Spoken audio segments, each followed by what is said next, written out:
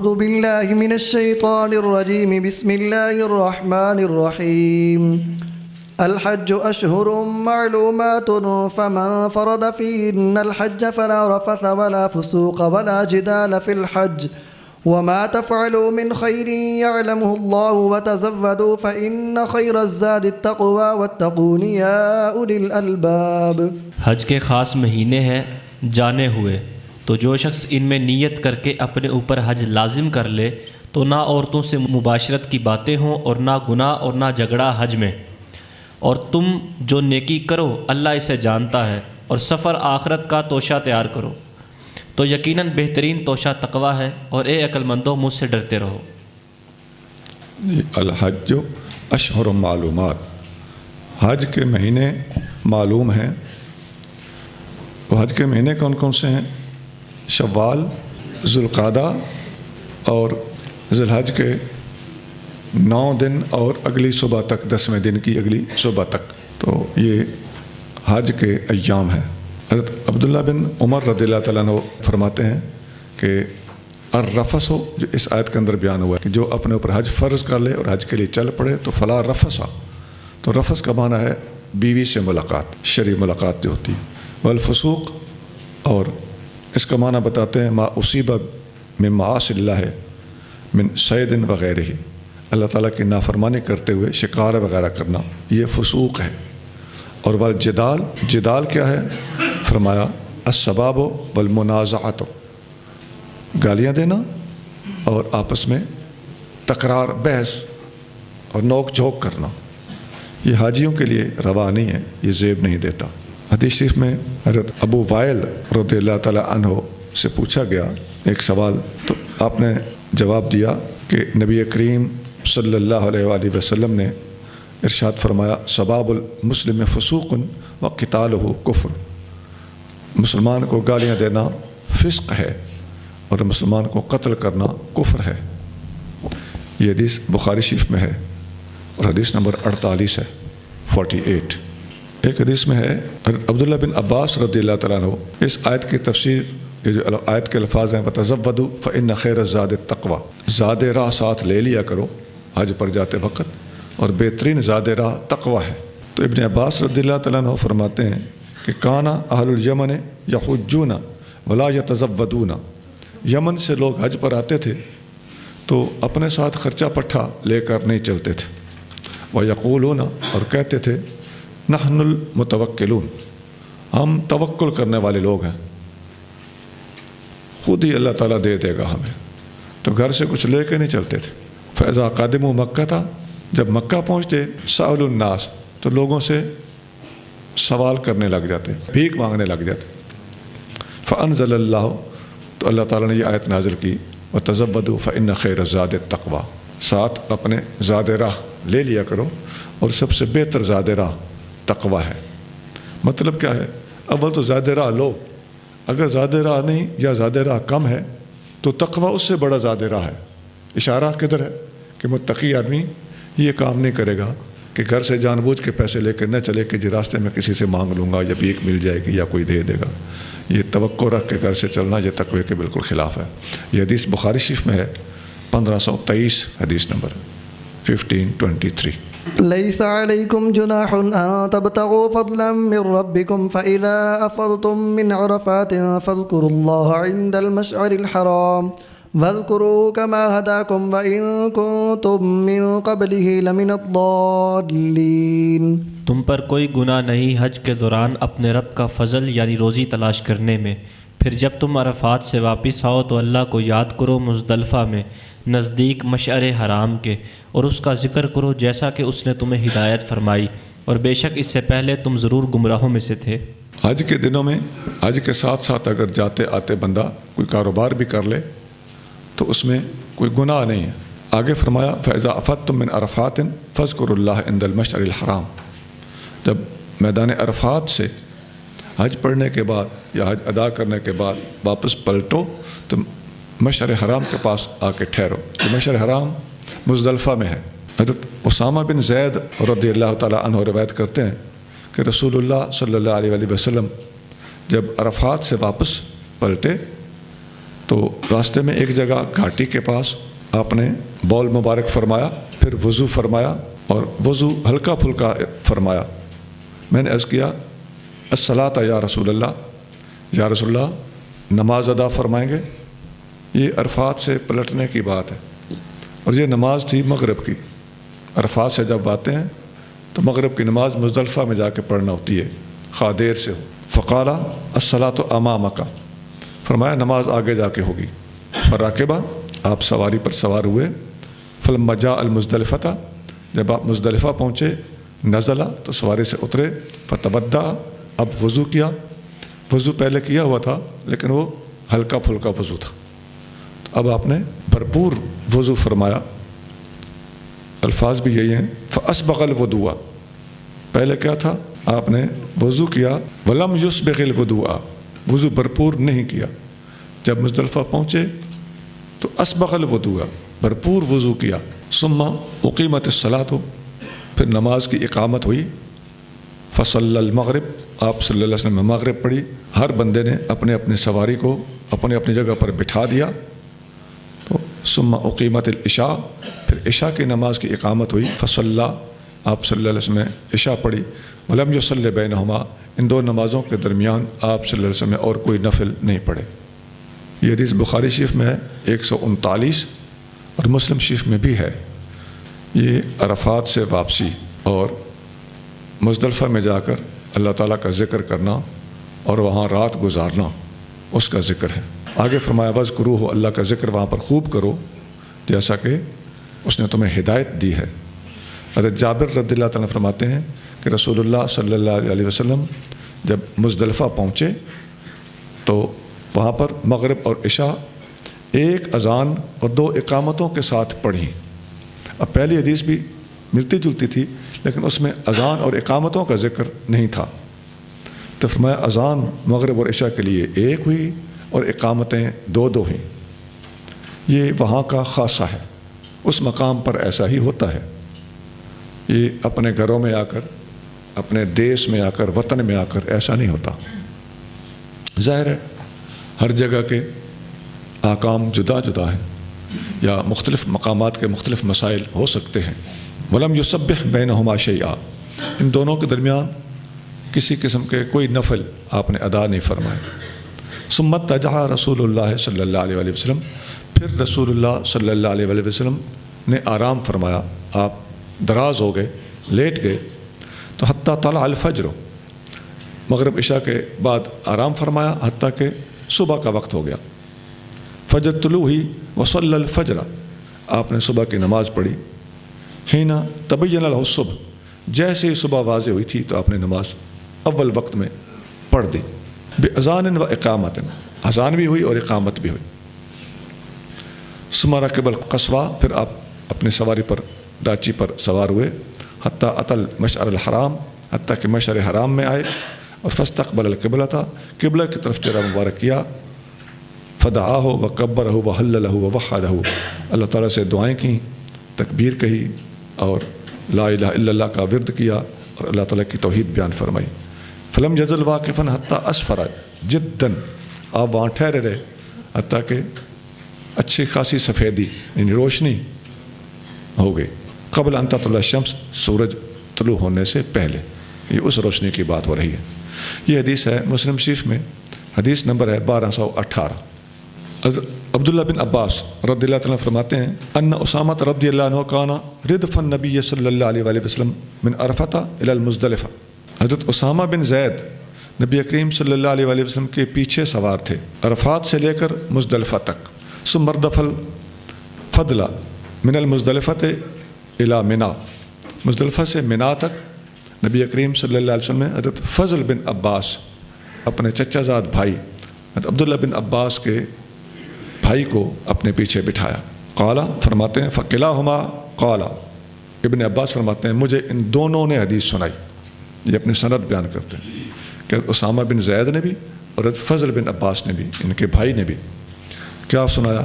فرمایا لم یزل النبی صلی اللہ علیہ وسلم یلبی حتیٰ رما جمرۃ العقبہ، نبی کریم صلی اللہ علیہ وسلم تلبیہ بولتے رہے حتیٰ کہ آپ صلی اللہ علیہ وسلم نے جمرہ عقبہ کو कंकरियाँ मारी तो पहली कंकरी के साथ ही तलबिया मौकूफ़ कर दिया। ये हदीस बुखारी शरीफ में है, हदीस नंबर 1544 है, वैसे मुस्लिम में भी है। ثم أفيضوا من حيث أفاض الناس واستغفروا الله إن الله غفور رحيم۔ پھر تم وہیں سے واپس آؤ جہاں سے لوگ واپس آئیں اور اللہ سے بخشش مانگو، بے شک اللہ بہت بخشنے والا بے حد رحم فرمانے والا ہے۔ اور مزدلفہ سے واپسی کی بات ہو رہی ہے۔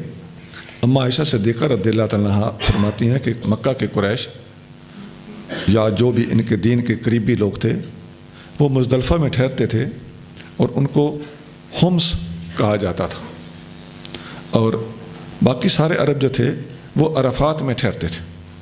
فلما جاء الاسلام، جب اسلام آ گیا تو امر اللہ نبیہ ان یاتی عرفات، اللہ تعالیٰ نے اپنے محبوب صلی اللہ علیہ وسلم کو عرفات میں ٹھہرنے کا حکم دیا۔ ثم یقف بہا، اللہ نے حکم دیا کہ عرفات میں جائیں اور وہیں پر ٹھہریں۔ ثم یفید منہا، پھر وہاں سے واپس پلٹیں۔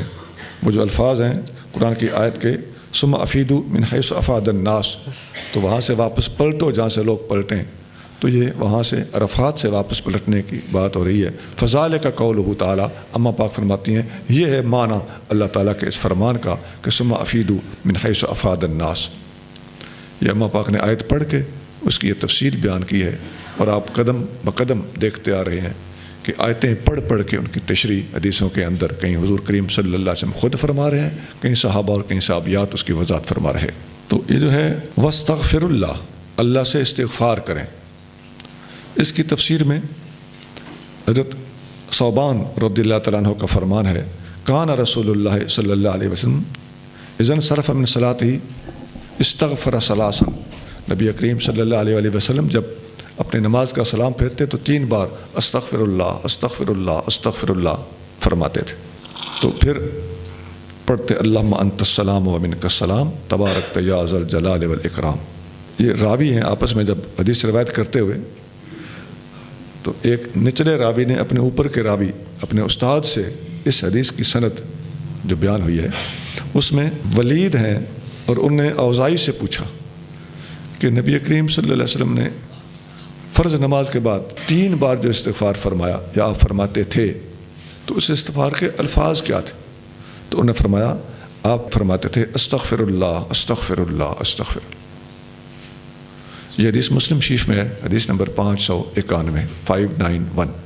حضرت شداد بن اوس رضی اللہ تعالیٰ عنہ نبی کریم صلی اللہ علیہ وسلم سے روایت کرتے ہیں کہ سید الاستغفار یہ ہے، استغفاروں کا بادشاہ، اللہم انت ربی لا الہ الا انت خلقتنی وانا عبدک وانا علی عہدک ووعدک ما استطعت اعوذ بک من شر ما صنعت ابوء لک بنعمتک علی وابوء بذنبی فاغفر لی فانہ لا یغفر الذنوب الا انت۔ یہ 3 سطروں کا تقریباً استغفار ہے، اور یہ صحیح بخاری میں موجود ہے۔ نبی کریم صلی اللہ علیہ وسلم نے اس کو سید الاستغفار کا نام دیا ہے۔ یہ بخاری شریف میں ہے، حدیث نمبر 6306 6306۔ حدیث میں آتا ہے کہ جس نے یہ استغفار دن میں پڑھا تو وہ اگر فوت ہو گیا اسی دن پچھلے پہر سے پہلے یا رات سے پہلے تو وہ جنت میں گیا، اور جس نے اس کو رات کو پڑھا اور صبح سے پہلے فوت ہو گیا تو فہو من اہل الجنہ، تو وہ جنت میں گیا۔ تو یہ اسی بخاری کے اندر یہ مکمل حدیث موجود ہے 6306۔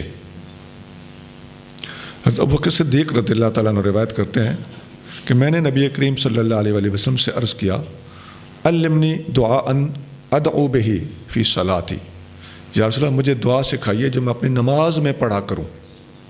یہ جو درود شریف کے بعد دعا پڑھی جاتی ہے نا، اس جگہ پر بہت سی دعائیں منقول ہیں، یہاں آپ اپنی مرضی سے بھی کوئی بھی قرآن و سنت سے دعا لے سکتے ہیں، منع کوئی نہیں۔ قرآن میں ربنا آتنا فی الدنیا حسنۃ وفی الآخرۃ حسنۃ وقنا عذاب النار، یہ بھی بہت لوگ پڑھتے ہیں، سرحد میں زیادہ یہ لوگ بچوں کو پڑھائی یہی دعا بتائی سمجھائی جاتی ہے۔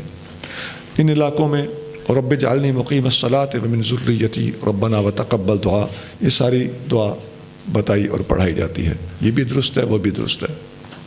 اور بعض حدیثوں میں آتا ہے کہ بعض صحابہ کو نبی کریم صلی اللہ علیہ وسلم نے یہ دعا سکھائی کہ اللہم انی اعوذ بک من الہم والحزن واعوذ بک من العجز والکسل واعوذ بک من البخل والجبن واعوذ بک من غلبۃ الدین وقہر الرجال. یہ ایک صحابی مقروض تھے، نبی پاک علیہ السلام نے ان کو یہ دعا سکھائی کہ نماز کے اندر پڑھ لیا کرو. وہ چند دنوں میں مالدار ہو گئے. اور صدیق اکبر نے بھی حضور سے عرض کیا، حضور مجھے بھی کوئی دعا سکھائیں. تو جیسی شخصیت ہوتی ہے اس مقام کے لحاظ سے دعائیں سکھائی جاتی ہیں.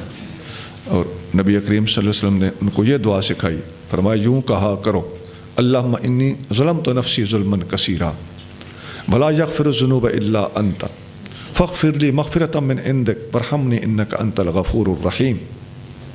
اے اللہ میں نے اپنی جان پر بہت ظلم کیے ہیں اور تیرے سوا کوئی گناہ معاف نہیں کرتا، مجھے معاف کر دے، اپنے طرف سے خاص مغفرت عطا فرماتے ہوئے مجھ پر رحم فرما، بے شک تو مغفرت کرنے والا رحیم ہے. یہ دعا آقا صلی اللہ علیہ وسلم نے صدیق اکبر کو سکھائی تھی. یہ حدیث بخاری شریف میں ہے، حدیث نمبر 834 834. یہ صوفیاء کے لیے بڑی گہری دعا ہے. فَإِذَا قَضَيْتُم مَّنَاسِكَكُمْ فَاذْكُرُوا اللَّهَ كَذِكْرِكُمْ آبَاءَكُمْ أَوْ أَشَدَّ ذِكْرًا فَمِنَ النَّاسِ مَن يَقُولُ رَبَّنَا آتِنَا فِي الدُّنْيَا وَمَا لَهُ فِي الْآخِرَةِ مِنْ خَلَاقٍ. پھر جب تم اپنے حج کے کام پورے کر لو تو اللہ کا ذکر کرو جیسے تم اپنے باپ دادا کا ذکر کرتے تھے، بلکہ اس سے زیادہ ذکر. پھر لوگوں میں سے کچھ وہ ہیں جو کہتے ہیں اے ہمارے رب ہمیں دنیا میں دے اور ان کے لیے آخرت میں کوئی حصہ نہیں. جی، جب حج کے مناسک مکمل کر چکو تو اللہ کا ذکر ایسے کرو جیسے تم اپنے باپ دادا کا ذکر کرتے ہو. تو یہ ایک سمجھانے کے لیے اللہ تعالیٰ جل شانہ نے مثال دی ہے. او اشد ذکر، بلکہ اپنے ماں باپ سے بھی زیادہ ذکر کرو. یہ او بمعنی بل ہے، بلکہ اس سے بھی زیادہ ذکر کرو.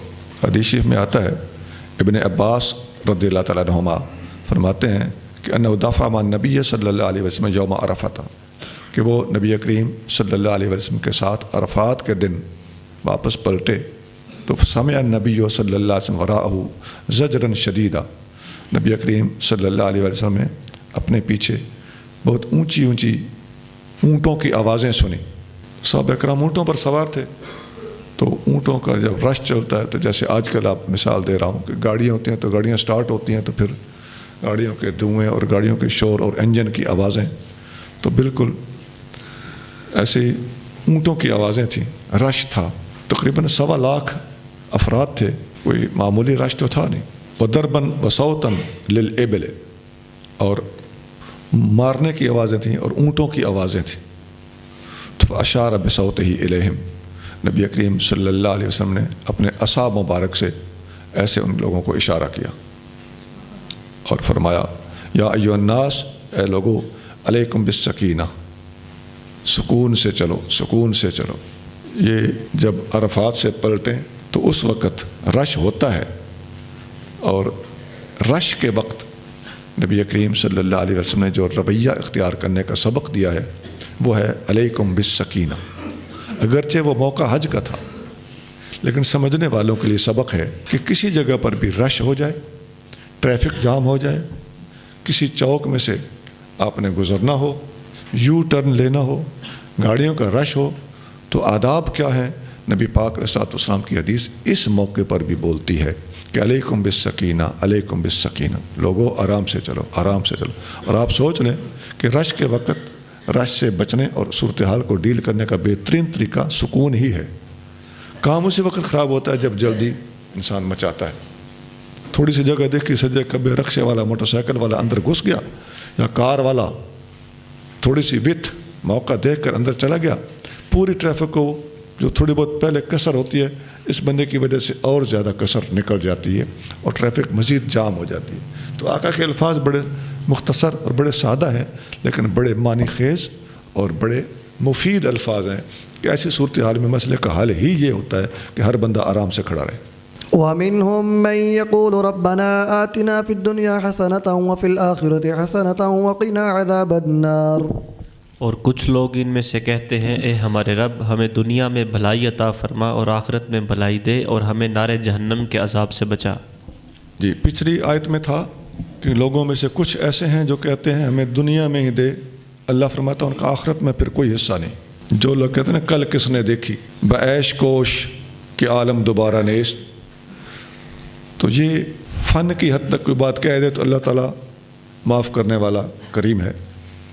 لیکن صحیح یہ ہے کہ دنیا ہی مانگنا اور آخرت کو چھوڑ دینا. اللہ فرماتا ہے کہ دنیا والوں کو دنیا مل سکتی ہے لیکن ایسے لوگوں کا پھر آخرت میں کوئی حصہ نہیں ہوتا. اور اس آیت میں فرمایا کہ لوگوں میں کچھ لوگ ایسے بھی ہیں جو کہتے ہیں اے اللہ ہمیں دنیا میں بھی بھلائی عطا فرما اور آخرت میں بھی بھلائی عطا فرما اور ہمیں جہنم کے عذاب سے بچا.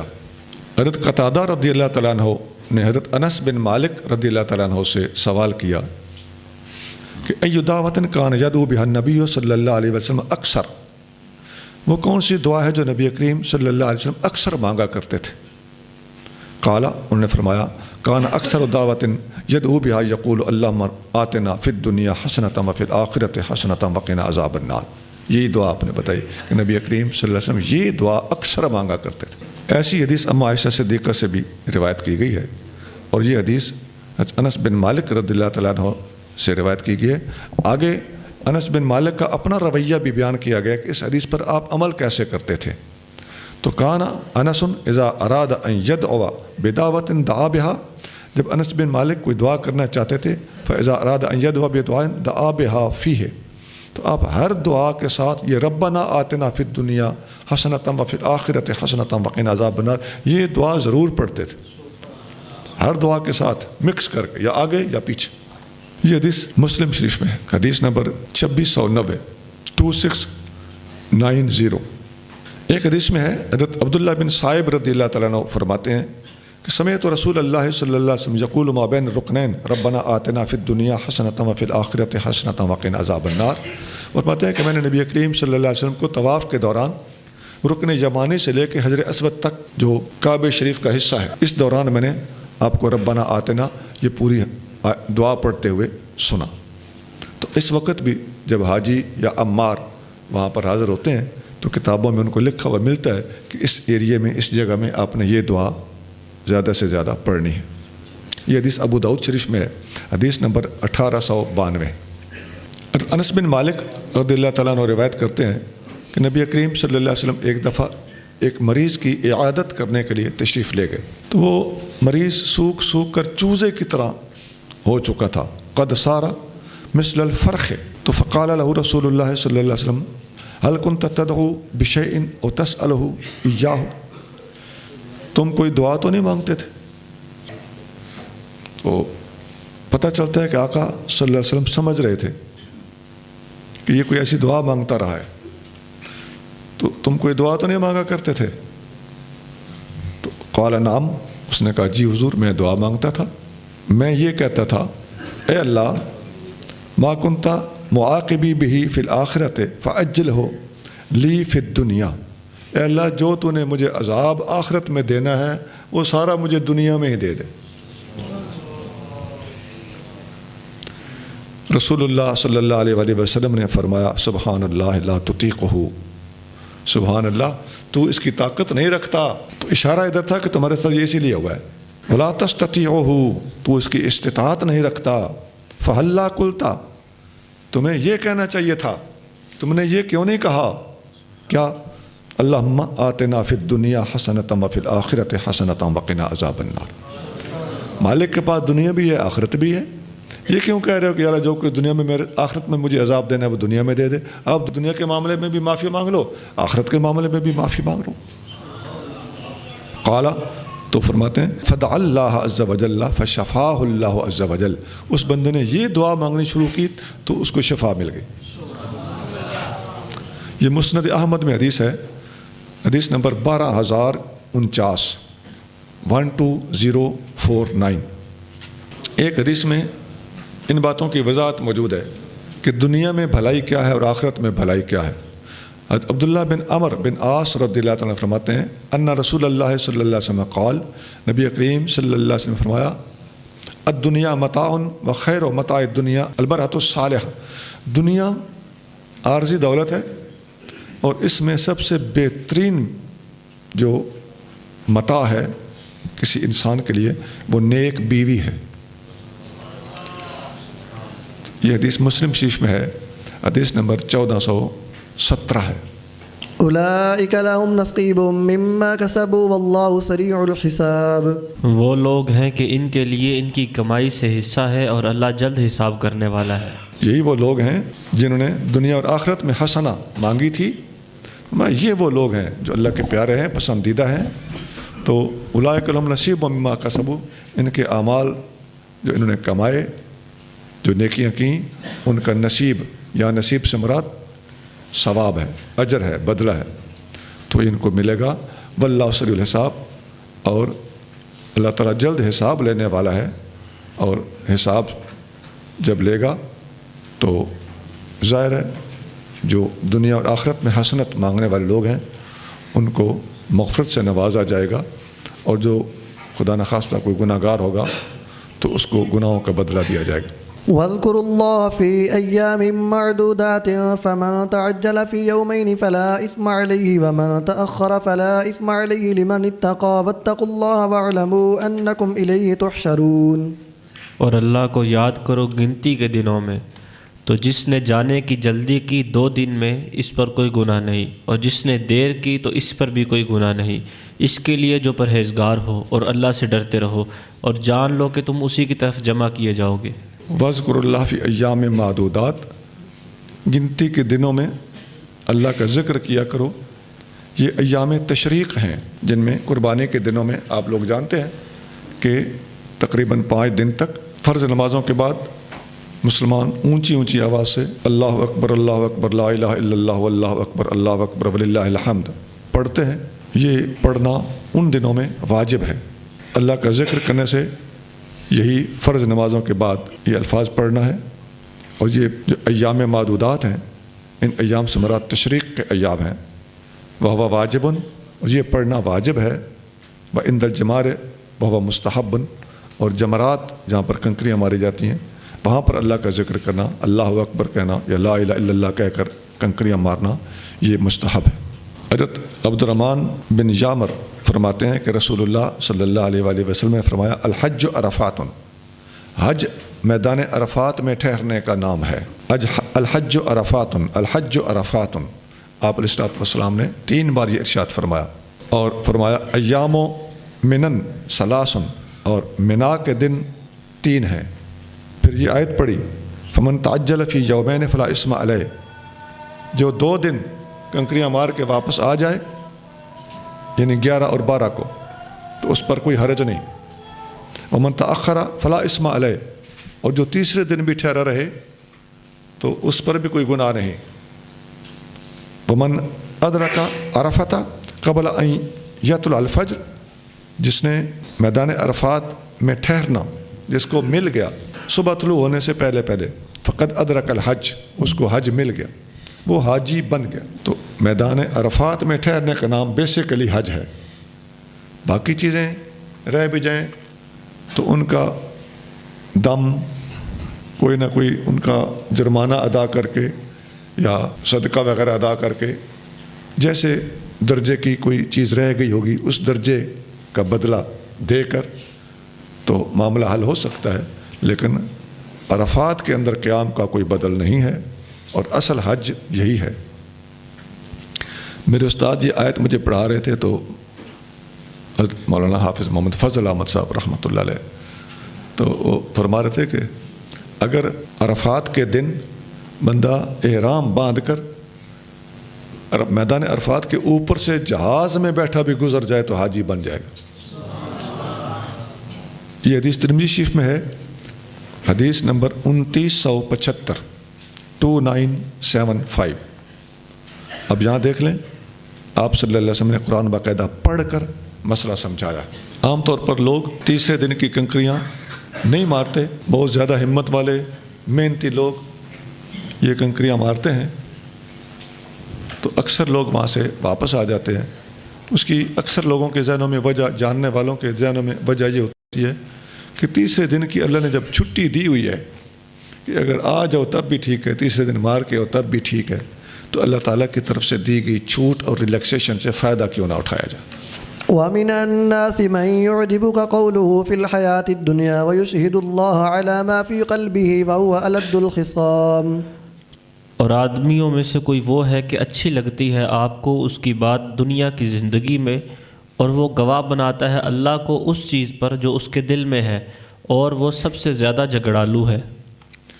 ہاں، بڑی دل کو بھانے والی چٹپٹی باتیں کرتا ہے وہ بندہ، دنیا کے اعتبار سے بڑا باتونی ہوتا ہے، اور اپنی بات کرتے وقت اللہ کو گواہ بھی بناتا ہے، حالانکہ وہ الد الخصام ہے. الد الخصام کا معنی ہے سب سے بڑا جھگڑالو.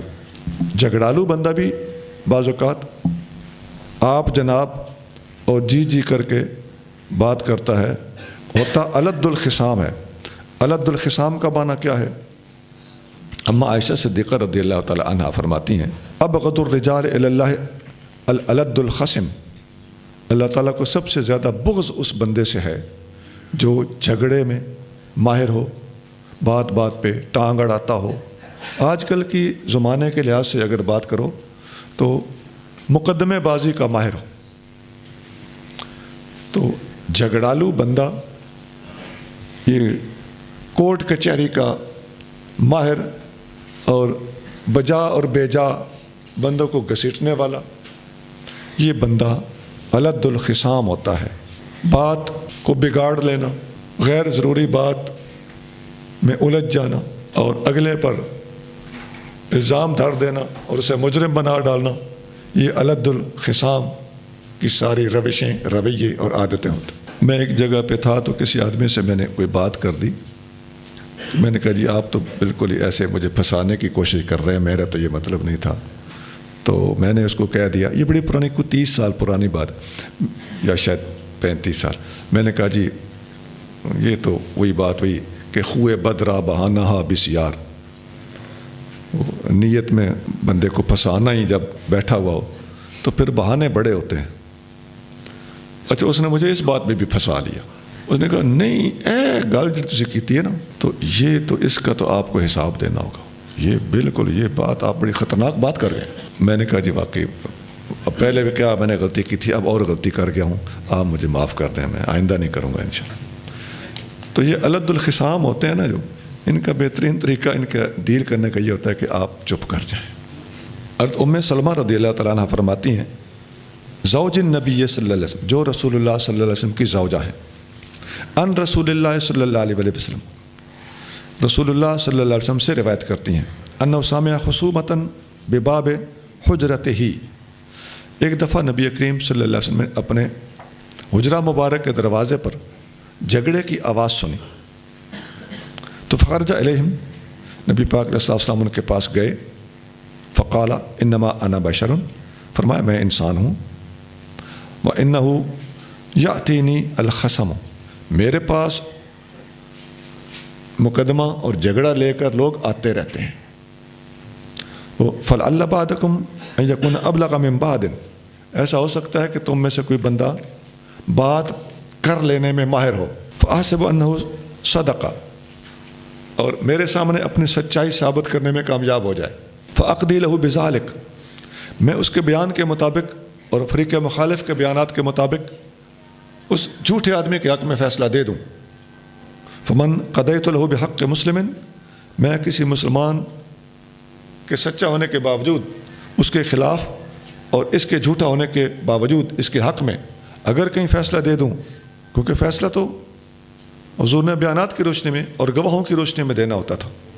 تو فرمایا فإنما هي قطعة من النار فليأخذها أو فليتركها، اب یہ جہنم کا ایک ٹکڑا ہے، لینا چاہتا ہے تو لے لے، چھوڑنا چاہتا ہے تو چھوڑ دے، اب یہ اس کی مرضی. تو رسول اللہ صلی اللہ علیہ وسلم نے اصول اور قاعدہ بتا دیا. یہ ہے الد الخصام لوگوں کی تعریف اور توضیح. ایک بات آپ سے عرض کر دوں، پچھلی صدی میں، بالکل یہ میں مضبوط بات کر رہا ہوں انشاءاللہ غلط نہیں ہو، پچھلی صدی میں سب سے زیادہ مقدمہ بازی مسلمانوں کے خلاف مرزا قادیانی کی وجہ سے ہوئی تھی. اب آپ پر میرا سوال ہے کہ اس صدی میں مسلمان علماء کے خلاف سب سے زیادہ مقدمہ بازی کس نے کی؟ یہ آپ نے سوچنا ہے.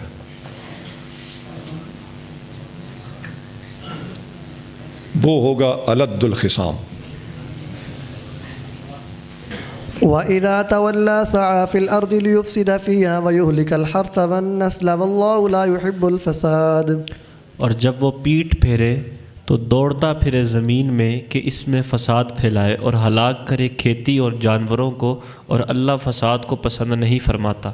ہاں، ایسا جو الد الخصام ہوتا ہے یہ زمین کے اندر فساد پھیلاتا رہتا ہے، ٹانگ اڑاتا رہتا ہے اور کھیتی اور نسل کو تباہ کرنے کی سازشیں کرتا رہتا ہے.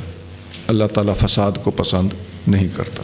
حضرت مطرف اپنے والد گرامی سے روایت کرتے ہیں کہ میں نبی کریم صلی اللہ علیہ وسلم کے پاس حاضر ہوا تو آپ صلی اللہ علیہ وسلم الہاکم التکاثر پڑھ رہے تھے.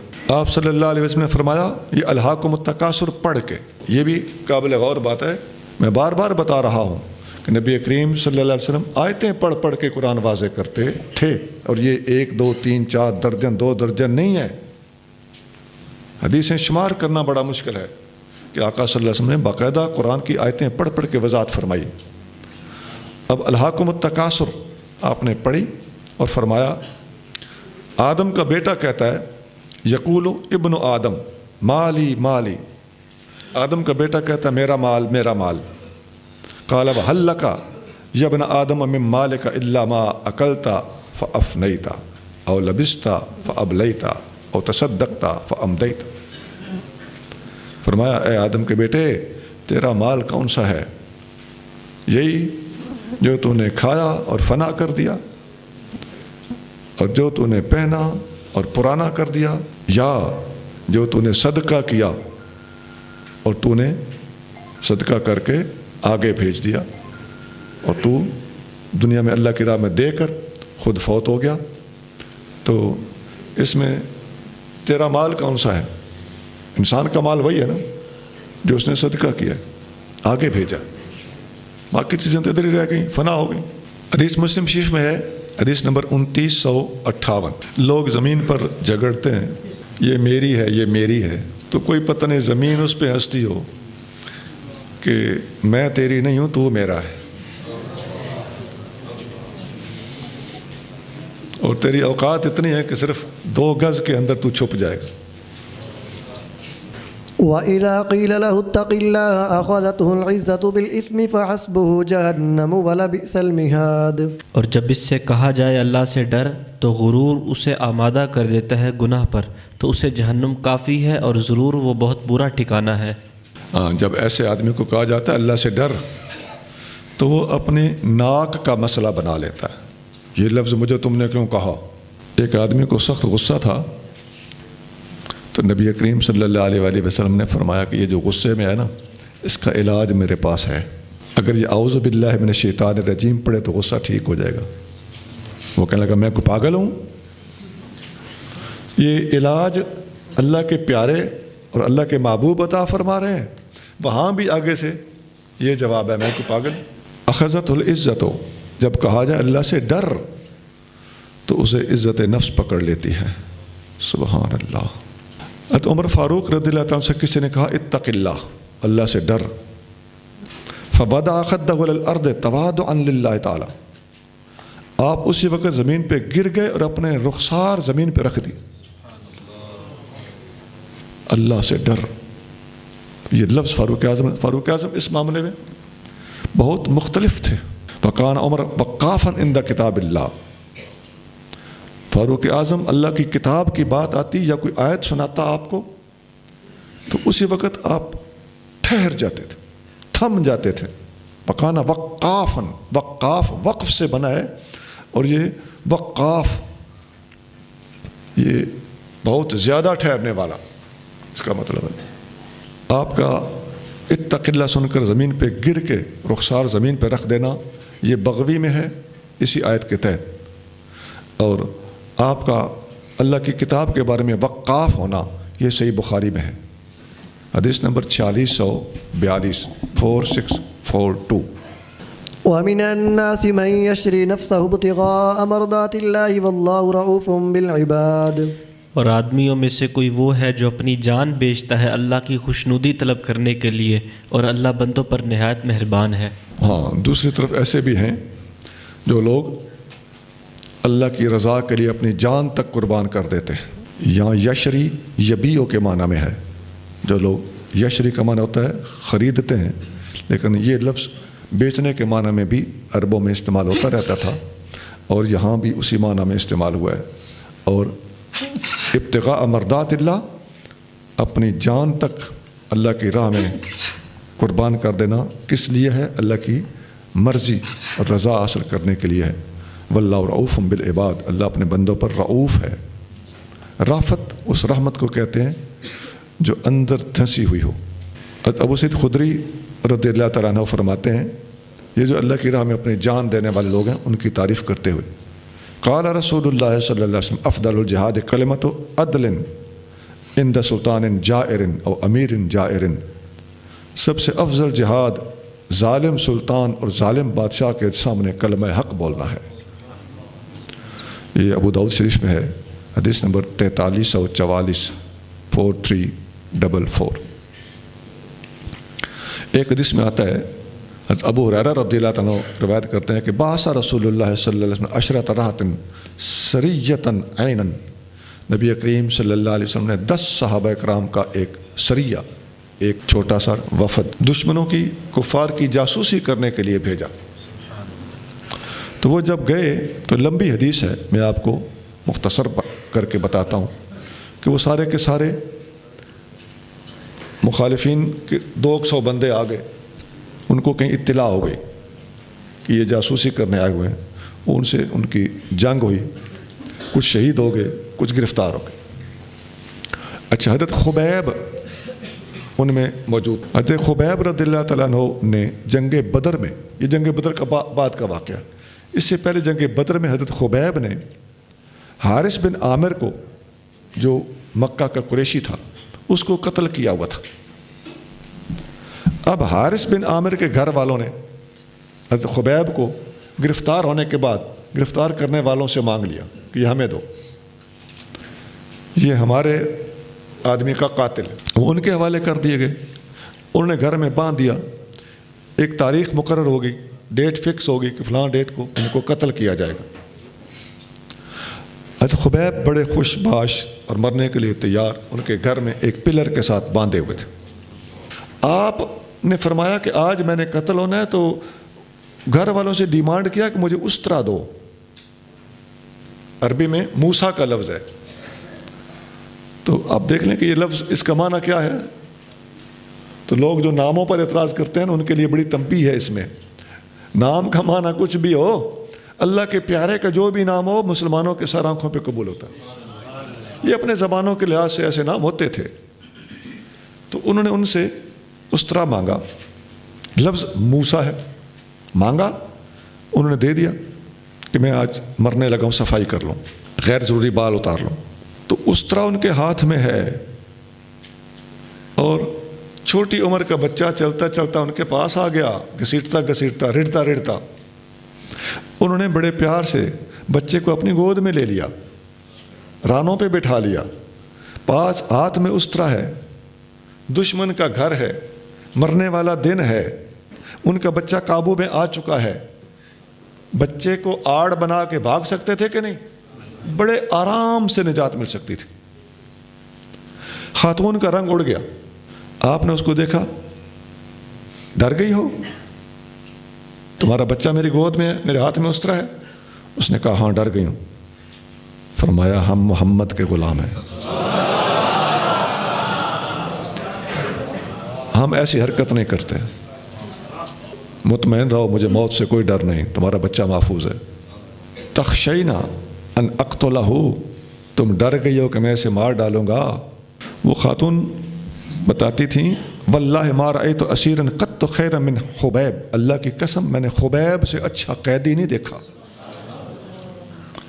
वल्लाहि लक़द वजदतुहु यौमन याकुलु मिन कित्फ़ इनबिन फ़ी यदिही, अल्लाह की कसम मैंने उसको एक मरतबा अंगूरों का गुच्छा हाथ में लेकर खाते देखा।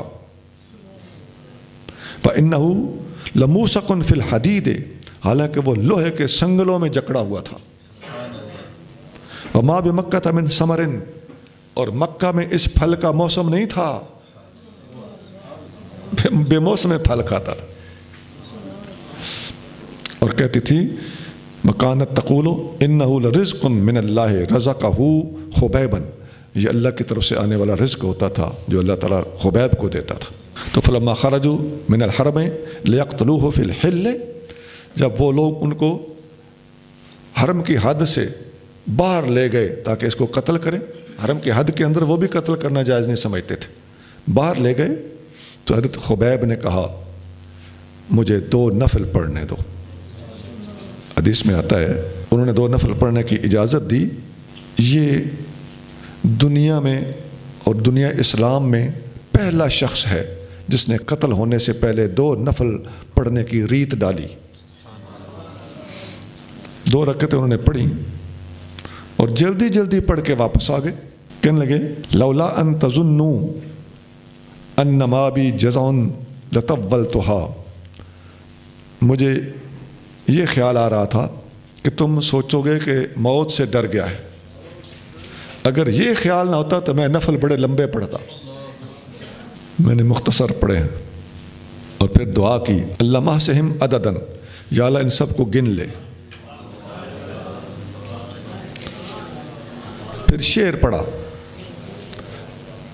ما ابالی حین اقتل مسلما علی ای شق کان للہ مسرعی، مجھے کوئی پرواہ نہیں جب مسلمان ہولنے کی حالت میں مجھے شہید کیا جائے تو کسی کروٹ بھی لٹا کر مجھے ذبح کیا جائے، میں خوش ہوں۔ وذالک فی ذات الالہ و ان یشاء، یہ سب کچھ اللہ کی رضا کی خاطر ہے۔ یبارک علی اوصال شلب ممزعی، اگر وہ چاہے تو میرے بکھرے ہوئے جوڑوں میں سے بھی برکت ابھار سکتا ہے، ان میں برکت پیدا کر سکتا ہے۔ تو حارث کے بیٹے نے ان کو قتل کیا، شہید کیا۔ اور خبیب وہ آدمی ہے ہو سن الرکعتین لکل امرئ مسلم، یہی وہ شخص ہے جس نے ہر مسلمان کے لیے قتل ہونے سے پہلے قتل صبرا، جو اس طرح باندھ کے مارا جائے، ایسے بندے کے لیے 2 رکعت نفل پڑھنے کی ریت اور سنت اور تراڑ جو ڈالی ہے تو اسی شخص نے ڈالی۔ یہ حدیث بخاری شریف میں ہے، حدیث نمبر 3045 3045۔ صحابہ کرام کی دلیریاں، بہادریاں اور بہت سے کام ایسے جو پہلی بار انہوں نے کیے، اور شہادتوں کے نہایت رنگین واقعات آپ دیکھتے جائیں گے انشاءاللہ تعالی، آپ حیران ہو جائیں گے کہ ان اللہ کے پیاروں نے کس کس موقع پر کیا کیا کارنامہ سر انجام دیا اور دنیا کو حیران کر کے رکھ دیا۔ يا أيها الذين آمنوا ادخلوا في السلم كافة ولا تتبعوا خطوات الشيطان إنه لكم عدو مبين۔ اے ایمان والو، اسلام میں پورے داخل ہو جاؤ اور شیطان کے قدم بقدم نہ چلو، بے شک وہ تمہارا کھلا دشمن ہے۔ اسلام میں پورے کے پورے داخل ہو جاؤ، اس کا مطلب ہے فی جمیع شرائعہ نزلت، جو بھی اللہ تعالیٰ نے تمام شرعی احکام نازل کیے ہیں ان سب کے سب احکام کے اندر ڈوب جانا اور داخل ہو جانا، وہی صبغت اللہ والی بات ہے کہ اللہ کا رنگ پورے کا پورا تمہارے اوپر غالب ہونا چاہیے۔ حضرت جابر بن عبداللہ رضی اللہ تعالیٰ عنہ فرماتے ہیں کہ قال رسول اللہ صلی اللہ علیہ وسلم، رسول اللہ صلی اللہ علیہ وسلم نے ارشاد فرمایا لا تسألوا اہل الکتاب عن شیء، اہل کتاب سے علم کے بارے میں کوئی چیز نہ پوچھی کرو، فإنہم لن یہدوکم، یہ لوگ تمہیں کبھی ہدایت والی بات نہیں بتائیں گے، وقد ضلوا، یہ تو خود گمراہ ہو چکے ہیں، تمہیں کیا ہدایت بتائیں، فإنکم اما ان تصدقوا بباطل او تکذبوا بحق، ان کے پاس جاؤ گے یا غلط بات کی تصدیق کر بیٹھو گے یا صحیح بات کو غلط کہہ بیٹھو گے۔ فإنه لو كان موسى حيا بين أظهركم ما حل له إلا أن يتبعني، آج اگر حضرت موسیٰ علیہ السلام بھی تمہارے درمیان موجود ہوتے تو میری اتباع اور پیروی کے بغیر ان کے پاس کوئی چارہ نہ ہوتا۔ یہ ہے سابقہ دیان اور اہل کتاب سے پوچھنا، وہ کیا ہے؟ وہ خطوات الشیطان ہیں، اور لا تتبعوا خطوات الشیطان سے ان کے راستے پہ چلنے سے منع کر دیا گیا ہے۔ یہ حدیث مسند احمد میں ہے، حدیث نمبر 14631۔ 14631 اور اسلام میں پورے کے پورے داخل ہو جانا، اس کا مطلب ہے کہ ان سابقہ تعلیمات جو غلط ادیان یا جن راستوں پہ لوگ غلط راستوں پہ چل چکے ہیں ان کے کہنے پہ نہیں چلنا، اور اللہ اس کے رسول کے ہر حکم کے اندر اس طرح ڈوبنا ہے کہ پورے کے پورے اسلام کو سر سے پاؤں تک تم نے اختیار کر لینا ہے۔ فقیر نے ایک پورا رسالہ کسی خاص موضوع پر لکھا ہے، اس میں ابتدائیے میں یہ آیت لکھی ہے اور ایک اور آیت بھی لکھی ہے، افتؤمنون ببعض الکتاب وتکفرون ببعض، کیا تم کتاب کے کچھ حصوں کو مانتے ہو اور کچھ کو نہیں مانتے ہو؟ اور ساتھ یہ آیت وہاں پہ جڑتی تھی کہ اسلام میں پورے کے پورے داخل ہو جاؤ۔ اس کتاب کا اور رسالے کا مضمون کیا ہے ان آیتوں کے انڈر میں؟ وہ یہ ہے کہ مختلف موضوعات پر فقیر نے مختلف آیتیں اور مختلف حدیثیں اکٹھی کر کے بیان کر دی ہیں۔ اس مسئلے کو سمجھنا تو ایک حدیث نہیں ساری دیکھو، اس مسئلے کو سمجھنا تو ایک حدیث نہیں یہ ساری دیکھو، اس مسئلے کو سمجھنا تو ایک حدیث نہیں یہ ساری دیکھو۔ تو یہ اس آیت کے تحت وہ پورے کا پورا رسالہ مرتب کیا گیا ہے۔ رسالے کا نام ہے اہل سنت کی پہچان۔ یہ مقالات قاسمی کے اندر موجود ہے۔ فَإِن زَلَلْتُم مِّن بَعْدِ مَا جَاءَتْكُمُ الْبَيِّنَاتُ فَاعْلَمُوا أَنَّ اللَّهَ عَزِيزٌ حَكِيمٌ۔ پھر اگر تم اس کے بعد بھی پھسلنے لگو کہ تمہارے پاس روشن دلیلیں آ گئیں تو تم جان لو کہ بے شک اللہ بہت غالب ہے، بڑی حکمت والا۔ جی، تو روشن دلیلیں آ جانے کے بعد پھر پھسلنے کا کوئی تک نہیں ہے۔ تو قرآن آ چکا ہے۔ حضرت عبداللہ بن عباس رضی اللہ تعالیٰ عنہ فرماتے ہیں کہ اے ایمان والو، تم اہل کتاب سے کیوں پوچھتے ہو جب کہ تمہارے پاس اللہ تعالیٰ کی وہ کتاب آ چکی ہے، وہ ہوا احدث الاخبار باللہ، جو اللہ تعالیٰ کی طرف سے آنے والی سب سے ماڈرن کتاب۔ احدث الاخبار، احدث میں نا جدید ترین، لیٹسٹ۔ تو اس کتاب کے ہوتے ہوئے آپ لوگوں کو کسی غیر سے جا کر پوچھنے کی ضرورت ہی کیا ہے؟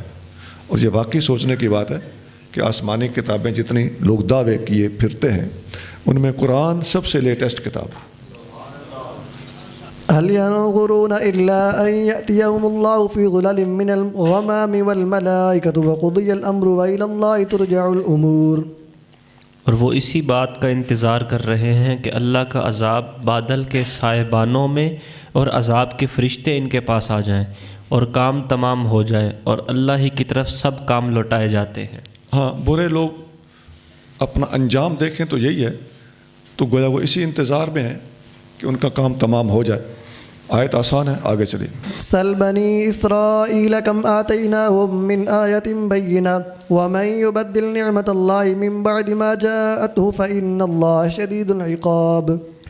اولاد یعقوب سے پوچھئے ہم نے ان کو کس قدر روشن نشانیاں عطا فرمائیں، اور جو اللہ کی نعمت کو اپنے پاس آ جانے کے بعد بدل دے تو بے شک اللہ سخت عذاب دینے والا ہے۔ جی، سل بنی اسرائیل، یہ سوال کرنا یہ سوال توبیخ ہے، ان کو عبرت دلانے کے لیے، ڈانٹ ڈپٹ کرنے کے لیے ان سے پوچھو کہ ہم نے انہیں کتنی آیات بینات یعنی واضح معجزے دیے تھے، اور جو اللہ تعالیٰ کی نعمت کو بدل دیتا ہے، اللہ تعالیٰ کی نعمت آ جانے کے بعد، تو پھر ایسے لوگوں سے اللہ تعالیٰ شدید بدلہ لے گا اور شدید سزا دے گا۔ زین للذین کفروا الحیاۃ الدنیا ویسخرون من الذین آمنوا والذین اتقوا فوقهم یوم القیامۃ واللہ یرزق من یشاء بغیر حساب۔ خوشنما کر دی گئی کافروں کے لیے دنیاوی زندگی، اور وہ مذاق اڑاتے ہیں ایمان والوں کا، اور جن لوگوں نے تقوی اختیار کیا وہ ان کافروں سے قیامت کے دن بالا تر ہوں گے، اور اللہ روزی دیتا ہے جسے چاہے بے حساب۔ دنیا کی زندگی مزین کر دی گئی ہے، سجا دی گئی ہے۔ یہ دنیا اپنے ظاہر کے اعتبار سے بڑی اٹریکٹیو ہے۔ بزرگوں نے دنیا کو سانپ سے مثال دی ہے۔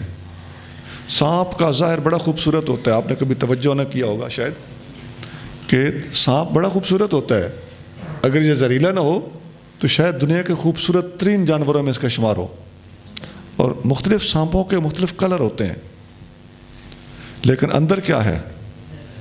بس دنیا کی مثال ایسے ہی ہے جو سانپ کی طرح بظاہر بڑی پرکشش ہے لیکن اندر اس کے زہر. اور کافروں کے لیے دنیا سجا دی گئی ہے. الدنیا سجن المؤمن وجنت الکافر. مومن کے لیے پنجرہ ہے اور کافر کے لیے جنت. یہ ہمیشہ رہنے والی تو ہر کوئی جانتا ہے نہیں ہے، لیکن یہ عیش و عشرت کی جگہ بھی نہیں ہے، یہ عبرت کی جگہ ہے. اور کافر لوگ جب اپنے عیش و عشرت میں ہوتے ہیں تو ایمان والوں کا مذاق اڑاتے ہیں. لو جی ان کے پاس ہے کیا. ہرقل بادشاہ کے پاس جب مکہ کے کچھ لوگوں کا وفد تجارت کے لیے گیا ہوا تھا تو ہرقل بادشاہ نے اس وفد والوں پر سوال کیے تھے کہ جس نبی نے تمہارے شہر میں نبوت کا اعلان کیا ہے اس نبی کو ماننے والے زیادہ تر امیر ہیں یا غریب. تو ابو سفیان نے جواب دیا. ابو سفیان اس وقت مسلمان نہیں تھے، بعد میں مسلمان ہوئے رضی اللہ تعالیٰ عنہ. تو اس وقت انہوں نے جواب دیا کہ اس پاک نبی کو ماننے والے زیادہ تر غریب ہیں. حل الضعفاء اتبعوہ ام الشرفاء. تو انہوں نے جواب دیا بل الضعفاء، سب سے زیادہ ان کی پیروی کرنے والے زیادہ امیر ہیں یا غریب ہیں. جواب یہ تھا کہ زیادہ غریب ہیں. پھر بادشاہ نے اس پر تبصرہ بھی کیا کہ ایسا ہی ہوتا ہے، حق کو قبول کرنے والے ہمیشہ زیادہ تر غریب ہی ہوتے ہیں. یہ لمبی حدیث ہے، میں نے اس کا ایک حصہ اس آیت کے ساتھ مطابقت رکھنے کی وجہ سے سنا دیا ہے. یہ حدیث بخاری شریف میں ہے، حدیث نمبر 7 کہ حق کو قبول کرنے والے ہمیشہ زیادہ تر غریب ہوتے ہیں. اور پیسہ کسی کے آخرت میں بخشا ہوا ہونے اور آخرت میں کامیاب ہونے کا ثبوت نہیں ہوتا. والذین اتقوا فوقہم یوم القیامہ. تو یہ جو دولت مند ہیں قیامت کے دن متقی لوگ ان سے اوپر ہوں گے. واللہ یرزق من یشاء بغیر حساب.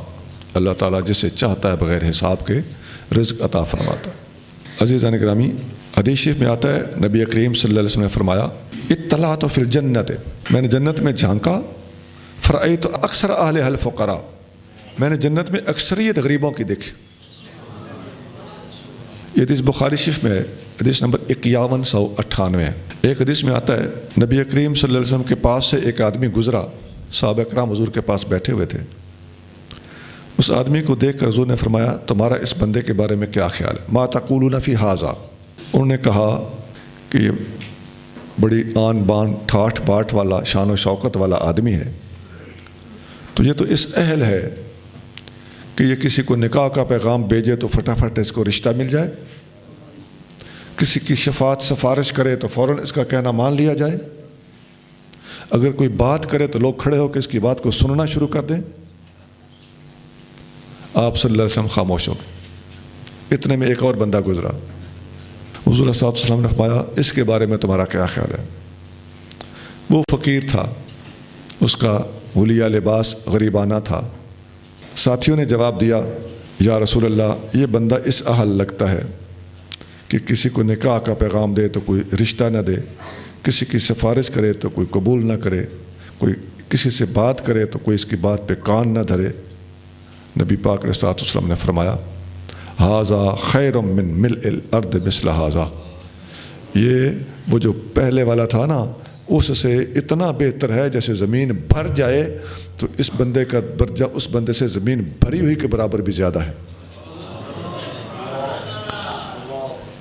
یہ حدیث بخاری شریف میں ہے، حدیث نمبر 5091. ویسے بخاری شریف کی قدر معلوم ہو رہی ہوگی. یاد رکھیں دشمن اسلام ہمیشہ بخاری کے خلاف بولے گا. دشمن اسلام ہمیشہ ابو ہریرہ کے خلاف بولے گا رضی اللہ عنہ. كان الناس أمة واحدة فبعث الله النبيين مبشرين ومنذرين وأنزل معهم الكتاب بالحق ليحكم بين الناس فيما اختلفوا فيه وما اختلف فيه إلا الذين أوتوه من بعد ما جاءتهم البينات بغيا بينهم فهدى الله الذين آمنوا لما اختلفوا فيه من الحق بإذنه والله يهدي من يشاء إلى صراط مستقيم. سب لوگ ایک امت تھے تو اللہ نے نبی بھیجے خوشخبری دیتے اور ڈر سناتے ہوئے، اور ان کے ساتھ سچی کتاب اتاری تاکہ وہ لوگوں کے درمیان اس چیز میں فیصلہ کر دے جس میں انہوں نے اختلاف کیا، اور اس میں اختلاف نہیں کیا مگر انہی لوگوں نے جنہیں کتاب دی گئی۔ انہوں نے یہ اختلاف آپس کی سرکشی کی بنا پر اس کے بعد کیا کہ ان کے پاس روشن نشانیاں آ چکی تھیں، تو اللہ نے ایمان والوں کو اپنے حکم سے اس حق بات کی رہنمائی کی جس میں انہوں نے اختلاف کیا تھا، اور اللہ جسے چاہے سیدھے راستے کی ہدایت فرماتا ہے۔ لوگ ایک امت تھے، مراد ہے علی دین الفطرت، لوگ دین فطرت پر تھے۔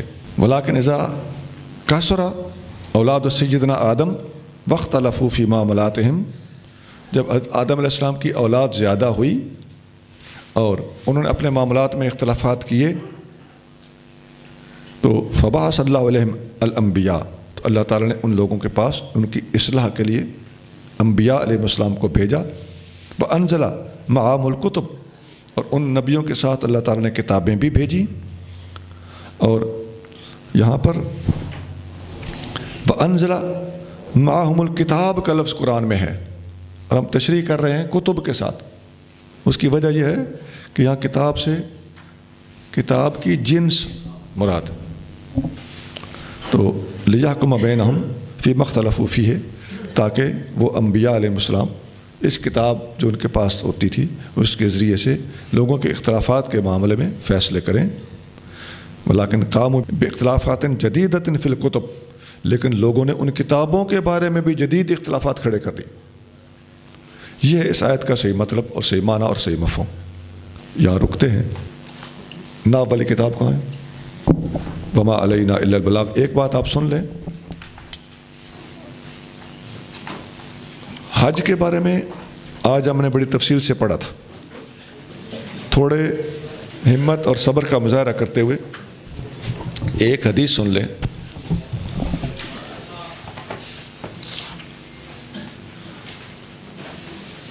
زعیم صاحب حدیث پڑھیں گے۔ حدیث لمبی ہے، عربی نہیں پڑھی جائے گی۔ ویسے یہ بتا دیا جاتا ہے کہ حدیث بخاری مسلم میں ہے، اور لفظ بلفظ جو پڑھی جا رہی ہے وہ مسلم شریف سے پڑھی جا رہی ہے۔ مسلم شریف کا حدیث نمبر پہلے بولیے۔ 2950 2950 2950 حدیث نمبر ہے مسلم شریف کی۔ یہ حج کا واقعہ ہے۔ تو الحمدللہ آپ لوگ سب حضور کریم صلی اللہ علیہ وسلم سے سچی محبت کرنے والے مخلص سنی ہیں، تو اس محبت کے پیش نظر ہم نے سوچا کہ حج کی حدیث میں حج کے مسائل بھی ہیں، اور حضور کریم صلی اللہ علیہ وسلم کی محبت، آقا صلی اللہ علیہ وسلم کے دینی کارناموں اور عظمت سے لبریز حدیث۔ بسم اللہ جی۔ حضرت جابر بن عبداللہ رضی اللہ تعالیٰ عنہما فرماتے ہیں کہ رسول اللہ صلی اللہ تعالیٰ علیہ وسلم 9 سال تک مدینہ رہے اور حج نہیں کیا۔ پھر 10ویں سال اعلان کیا گیا کہ رسول اللہ صلی اللہ علیہ وآلہ وسلم حج کو جانے والے ہیں۔ چنانچہ مدینہ منورہ میں بہت سے لوگ جمع ہو گئے، اور سب لوگ رسول اللہ صلی اللہ علیہ وسلم کی اتباع کرنا چاہتے تھے، اور رسول اللہ صلی اللہ علیہ وسلم کے ساتھ حج پر جانا چاہتے تھے تاکہ حج کے افعال میں آپ کی اقتداء کریں۔ ہم سب لوگ آپ کے ساتھ گئے۔ جب ذوالحلیفہ پہنچے تو اسماء بنت امیس کے ہاں محمد بن ابی بکر رضی اللہ تعالیٰ عنہما پیدا ہوئے۔ انہوں نے رسول اللہ صلی اللہ علیہ وسلم سے دریافت کرایا، اب میں کیا کروں؟ آپ صلی اللہ علیہ وسلم نے فرمایا، غسل کرو اور ایک کپڑے کا لنگوٹ باندھ کر احرام باندھو۔ رسول اللہ صلی اللہ علیہ وسلم نے مسجد میں 2 رکعت نماز پڑھی اور قصوہ اونٹنی پر سوار ہوئے، یہاں تک کہ جب اونٹنی مقام بیدا میں سیدھی کھڑی ہو گئی تو میں نے منتہائے نظر تک اپنے آگے دیکھا تو مجھے سوار اور پیادے نظر آ رہے تھے، اور دائیں اور بائیں جانب اور میرے پیچھے لوگوں کا ہجوم تھا۔ رسول اللہ صلی اللہ علیہ وسلم ہمارے ساتھ تھے۔ آپ صلی اللہ علیہ وسلم پر قرآن نازل ہوتا تھا اور اس کی مراد کو آپ ہی خوب جانتے تھے۔ رسول اللہ صلی اللہ علیہ وآلہ وسلم جو عمل کرتے تھے ہم بھی وہی عمل کرتے تھے۔ آپ صلی اللہ علیہ وسلم نے توحید کے ساتھ تلبیہ پڑھا، لبیک اللہم لبیک لبیک لا شریک لک لبیک ان الحمد والنعمت لک والملک لا شریک لک۔ لوگوں نے بھی اسی طرح تلبیہ کے کلمات ادا کیے۔ رسول اللہ صلی اللہ علیہ وسلم نے اس تلبیہ پر کچھ زیادتی نہیں کی اور یہی تلبیہ پڑھتے رہے۔ حضرت جابر رضی اللہ عنہ کہتے ہیں کہ ہم صرف حج کی نیت کرتے تھے، ہم عمرہ کو نہیں جانتے تھے۔ جب ہم آپ صلی اللہ علیہ وآلہ وسلم کے ساتھ بیت اللہ پہنچے تو آپ صلی اللہ علیہ وآلہ وسلم نے رکن کی تعظیم کی، پھر آپ نے طواف کے 3 چکروں میں رمل کیا اور 4 میں معمول کے مطابق طواف کیا، پھر مقام ابراہیم پر آئے اور یہ آیت پڑھی وَاتَّخِذُوا مِن مَقَامِ إِبْرَاهِيمَ مُصَلَّى، اور مقام ابراہیم کو اپنے اور بیت اللہ کے درمیان کیا۔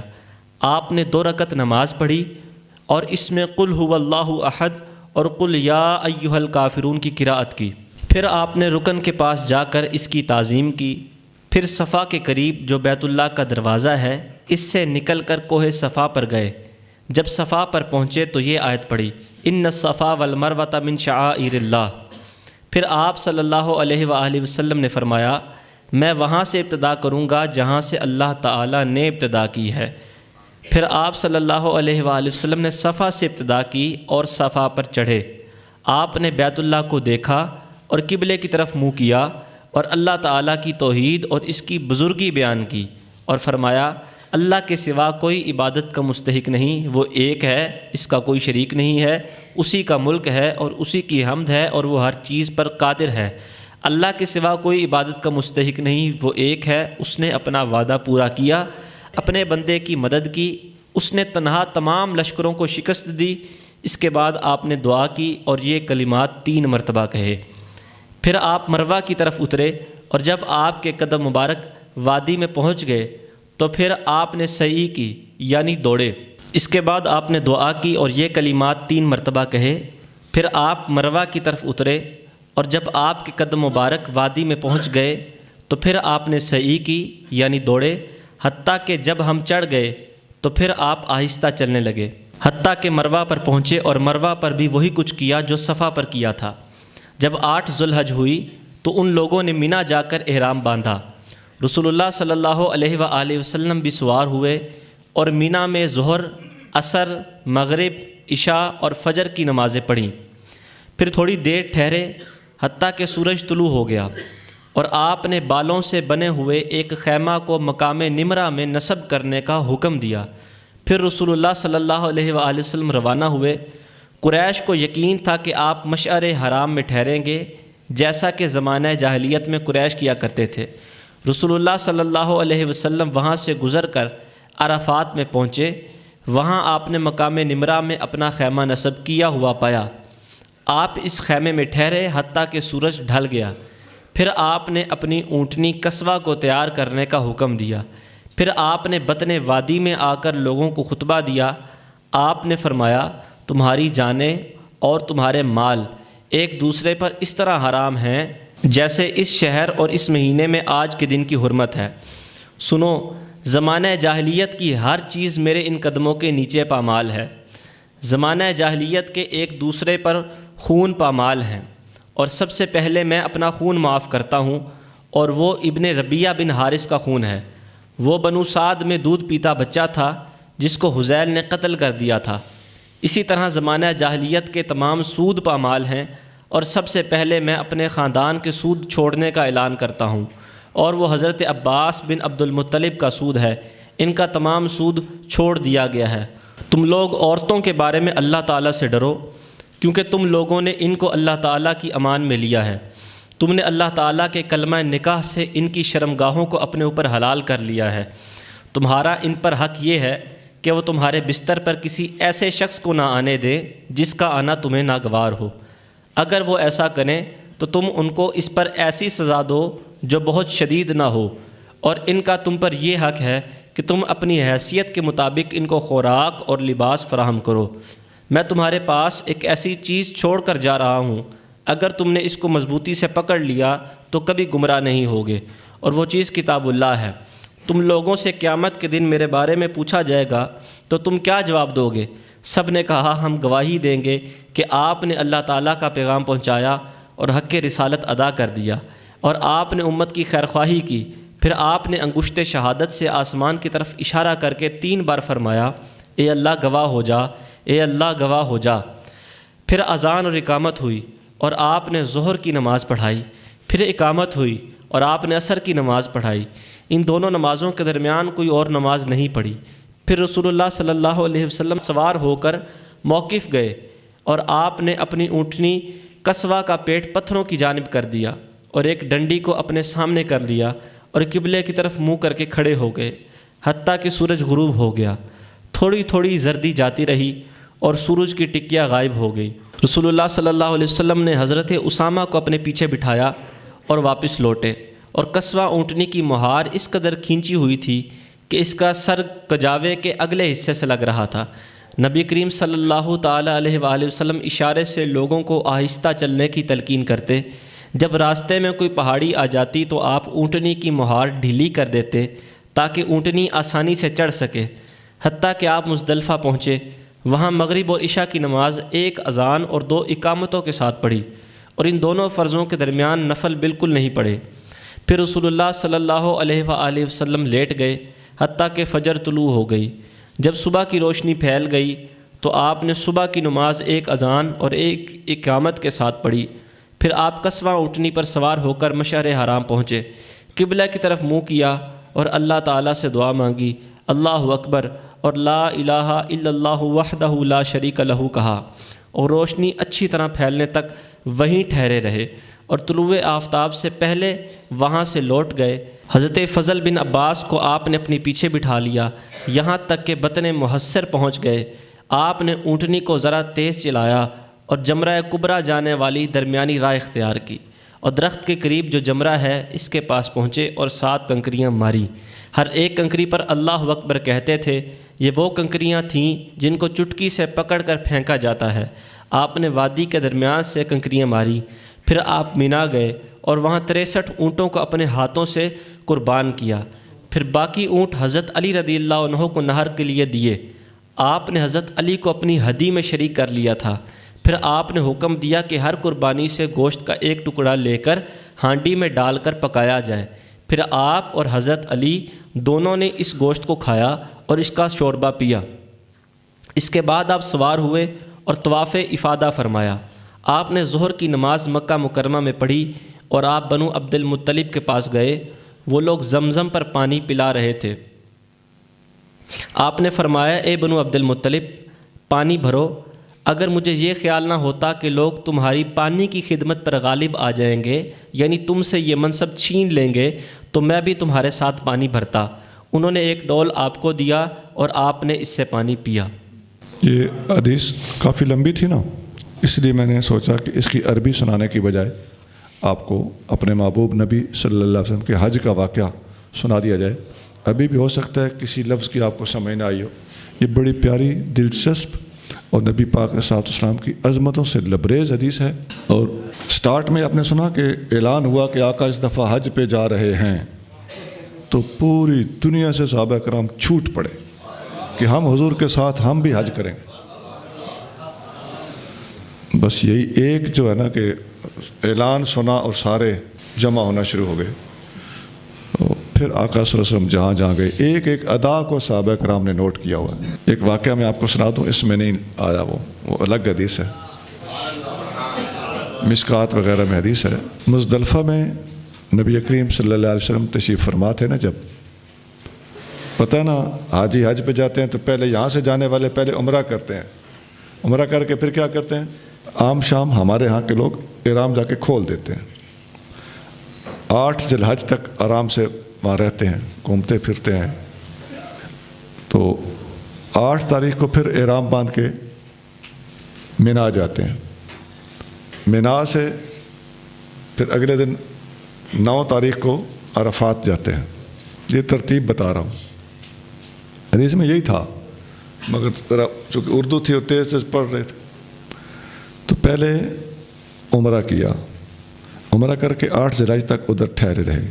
8 ذی الحج کو مینا گئے، احرام باندھ کے مینا میں رات گزاری، اور مینا سے اگلے دن عرفات گئے، اور عرفات میں ظہر اور عصر اکٹھی پڑھتے، وہ پڑھی، اور میدان عرفات میں ٹھہرنا ہی حج ہے۔ وہاں مغرب کے بعد چل پڑے، لیکن مغرب وہاں نہیں پڑھنی، مغرب مزدلفہ جا کے پڑھنی ہے۔ اب مزدلفہ پہنچے تو وہاں ایک اذان کے ساتھ اور 2 اقامتوں کے ساتھ مغرب اور عشاء اکٹھی پڑی، رات وہیں پہ ٹھہرے۔ یہاں سے آگے پھر منا جانا ہوتا ہے، صبح کی نماز مزدلفہ میں ہی پڑھنی ہوتی ہے، منہ انیرے پڑھنی ہوتی ہے، پھر منا میں جاتے ہیں اور وہاں پر ٹھہرتے ہیں۔ تو اگلے دن قربانی کرنا ہوتی ہے، یہ دن بڑا ٹف ہوتا ہے، اس دن سارے کام کرنے ہوتے ہیں منا میں۔ اسی دن جاتے ہی کنکریاں مارنی ہوتی ہیں، پھر اسی دن قربانی دینا ہوتی ہے، اسی دن حلق کروانا ہوتا ہے، اسی دن کعبے کا طواف کرنا ہوتا ہے، اسی دن وہ جو طواف زیارت ہے اصل حج، اسی دن بال منڈوانے ہوتے ہیں۔ تو یہ قربانی ذبح کرنا، احرام کھول دینا، طواف زیارت کرنا، سارے کام ہوتے ہیں، اور طواف زیارت احرام کھول کے ہوتا ہے۔ خیر یہ میں نے آپ کو تھوڑا سا اسکیچ پورا دے دیا، لیکن کہنا یہ چاہ رہا تھا کہ مزدلفہ میں جب آقا ٹھہرے تو حدیث شریف میں آتا ہے کہ آپ صلی اللہ علیہ وسلم اچانک ہنس پڑے۔ حضرت ابوبکر صدیق رضی اللہ تعالیٰ عنہ ساتھ تھے، انہوں نے پوچھا یا رسول اللہ اس جگہ پر ہنسنا آپ کا معمول نہیں ہے، پہلے تو آپ یہاں تشریف لاتے تھے تو یہاں پر آپ روتے تھے، آج آپ ہنس پڑے۔ نبی پاک نے صلی اللہ علیہ وسلم نے فرمایا ہوا اس طرح کہ میں نے اللہ تعالیٰ سے دوسرے مقامات پر بھی دعائیں کی تھیں، میں نے اللہ سے عرض کیا تھا کہ میری امت کو بخش دے، اللہ پاک نے فرمایا کہ میں گناہ تو بخش دوں گا، لیکن ان کے جو آپس کے جھگڑے ہیں نا یہ خود ہی ڈیل کریں گے۔ تو میں نے اللہ تعالیٰ سے عرض کیا کہ ان کے آپس کے معاملے بھی آپ سیٹ کروا دیں، کہ جس پر ظلم ہوا ہے اس کو اپنی طرف سے اجر دے دیں اور ظالم کی جان اس سے چھڑوا دیں۔ تو اللہ تعالیٰ جل شانہ نے مجھے جواب نہیں دیا تھا۔ ابھی میں مزدلفہ میں آیا ہوں تو میں نے دوبارہ اللہ تعالیٰ سے یہ بات عرض کی، تو اللہ نے مجھ سے فرمایا کہ ٹھیک ہے میں ان کی آپس میں ڈیل بھی کروا دوں گا۔